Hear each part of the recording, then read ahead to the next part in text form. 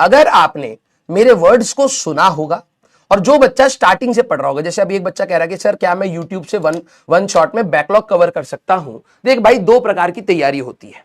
एक तैयारी होती है just for the sake of completion, you want to complete those chapters, तो आप कर सकते हैं, ठीक है। लेकिन दूसरी प्रकार की तैयारी होती है फॉर सिलेक्शन। आप एक बार जब भी कोई स्टेप लेते हैं अपनी तैयारी में, आप एक बार यह सोचिएगा कि क्या टॉप 100 के, टॉप 200 के बच्चे आपके जैसे शॉर्टकट्स लेने की सोच रहे होंगे या नहीं सोच रहे होंगे। आपको सब पता है, आपकी क्लास के जो टॉपर्स हैं वो किस तरीके से पढ़ते हैं और आप किस तरीके से पढ़ते हैं। और जो अगर आप अपनी क्लास के सर मैं खुद ही टॉपर हूं, मैं किससे रिलेट करूं, आप अपने टॉप नीट के रैंकर्स के हिसाब से सोचिए कि अगर आपका स्कोर मान लो 600 आ रहा है, 650 तक आ रहा है या 500 आ रहा है, तो क्या जो नेशनल लेवल का टॉपर होगा क्या वो आपके जैसे शॉर्टकट्स लेने की सोच रहा होगा? नहीं। हाँ, अगर आपके स्कूल का एग्जाम है और आप वहां पर कुछ लिख करके आना चाहते हैं तो डेफिनेटली आप वन शॉट देख सकते हैं। लेकिन मैं चाहता हूं कि अगर आप तैयारी कर रहे हैं तो सॉलिड तैयारी करिए, अदरवाइज आप समय तो देंगे लेकिन कॉन्फिडेंस बिल्ड नहीं होगा। आप समझिए, अगर वन शॉट से पढ़ाया जा सकता, अब आप मेरे वर्ड्स को उल्टा मत लेना, वन शॉट मैं मानता हूं is only for revision, only for revision. And अगर आपका कल स्कूल में एग्जाम आ रहा है, कल अगर अचानक नीट हो तो मैं बच्चे को बोलूं आपको चैप्टर नहीं पता है, चैप्टर नहीं पता और आपके बेसिक्स बिल्कुल नहीं है, तो वन शॉट आपको फायदा नहीं देगा। कल आपका नीट का एग्जाम है, आपको चैप्टर नहीं पता लेकिन बेसिक्स क्लियर है, तो आपको वन शॉट फायदा देगा।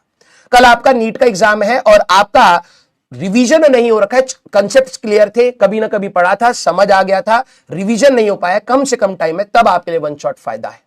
लेकिन अगर आपके बेसिक्स क्लियर नहीं है, कंसेप्ट क्लियर नहीं है, कॉन्फिडेंस नहीं है, आपको वन शॉट कभी बेनिफिट नहीं देगा। ये कोई कंट्रोवर्शियल स्टेटमेंट भी नहीं है, ये सच बात है।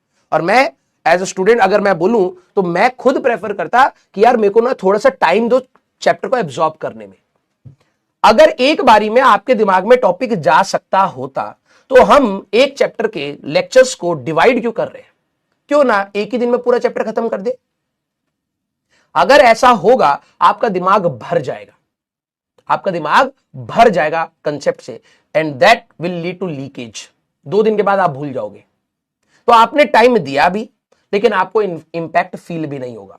मैं इसलिए कह रहा हूं, अगर आपके स्कूल में कल कोई एग्जाम आ रहा है and you want to pass that exam, तो आप वन शॉट देख सकते हैं, 2-3 दिन रिटेन आप कर लेंगे उस कंसेप्ट को, आप लिख करके भी आ जाएंगे, हो सकता है स्कूल वाले मार्क्स दे दे। बट क्या आपका मेन गोल वही है? डिसाइड कर लीजिए। क्या आप लॉन्ग टर्म सोच रहे हैं या शॉर्ट टर्म सोच रहे हैं? डिसाइड कर लीजिए। मेरा तो यह मानना है कि अगर आप तैयारी कर रहे हैं, भले ही डिले सही, आप डिले स्टार्ट करिए लेकिन तैयारी तरीके की करिए, क्योंकि आप 2 साल लगाने के लिए तैयार हैं, ठीक है।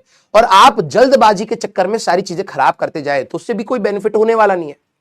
आप थोड़ा कम तैयार करिए लेकिन सॉलिड तैयार करिए कि भाई मैं 600 का करके आऊंगा, बहुत कम नेगेटिव क्रिएट करूंगा, ठीक है, मैं 500 550 तक ले आऊंगा। सपोज एक ये सोच है, और एक बच्चे की सोच है नहीं मैं पूरा अटेम्प्ट करके आऊंगा तब मैं जाकर के 550 लाऊंगा। दोनों अप्रोच अपनी जगह पर सही है कि जितना ज्यादा अटेम्प्ट करूंगा, ठीक है, गलती होने के भी चांसेस होंगे, लेकिन मैं 550 तक ले आऊंगा। मेरा यह मानना है कि जो बच्चा 600 का अटेम्प्ट करके 550 तक ला रहा है वो कंपैरेटिवली बेटर है। क्यों? क्योंकि उसको कंपैरेटिवली स्ट्रेस कम मिलेगा। उसको पता है यार मेरे को क्या अटेम्प्ट करना है, क्या अटेम्प्ट नहीं करना है, और जो अटेम्प्ट करना है उसका कंसेप्ट क्या कहता है, तो उसको एंजाइटी कम होगी। और जब उसके नेगेटिव मार्किंग कम होंगी तो उसको स्ट्रेस भी आफ्टर एग्जाम कम होगा। समझ रहे? तो बेटा देखो, ये चीज मुझे पता है कि मैं इतने सालों से ऑनलाइन पढ़ा रहा हूं, ये बच्चों के, बहुत सारे बच्चों के दिमाग में नहीं घुसती है। पता नहीं क्यों नहीं घुसती है, नहीं घुसती है। इसीलिए मैंने अब ये बोलना भी कंपैरेटिवली कम कर दिया है। पहले मैं बहुत बच्चों को समझाता था कि यार ये इसका बेनिफिट क्या है, इसका बेनिफिट क्या है, लेकिन मुझे लगता है बच्चा सुनना या समझना नहीं चाहता है। हर दिन नया कोई बच्चा आएगा, उसका वही डाउट होगा, तो हम वही चीज बार बार रिपीट नहीं कर सकते। लेकिन यस, मैंने आपके बैच में वो चीज नहीं बताई थी, इसलिए मैंने आपको खुलकर बता दी है कि मैं चाहता हूं कि मेरा बच्चा सिलेक्शन के लिए पढ़ाई करे, ना कि जस्ट पढ़ाई करे कि एक एग्जाम देना है। दोनों में अंतर होता है बेटा। पढ़ हर कोई बच्चा रहा है। अगर आप देखें 24-25 लाख बच्चे अटेम्प्ट करेंगे तो उसमें 8-9 लाख तो बच्चे ऐसे होंगे जिन्होंने पढ़ाई करी होगी। लेकिन अगर आप सीट बढ़ा भी देंगे तो क्वालिटी डॉक्टर्स कौन होंगे? क्वालिटी डॉक्टर्स वही होंगे। अभी तो 1 लाख तक के आसपास सीट्स हैं आपकी, है ना। मान लो गवर्नमेंट उसको 5 लाख कर दे तो सर सिलेक्शन बढ़ जाएगा, क्वालिटी होगी? क्वालिटी होगी नहीं, क्वालिटी वो टॉप 50,000 की ही है देखा जाए तो। क्यों? क्योंकि उन्होंने मेहनत करना सही तरीके से सीखा। समझ रहे हो?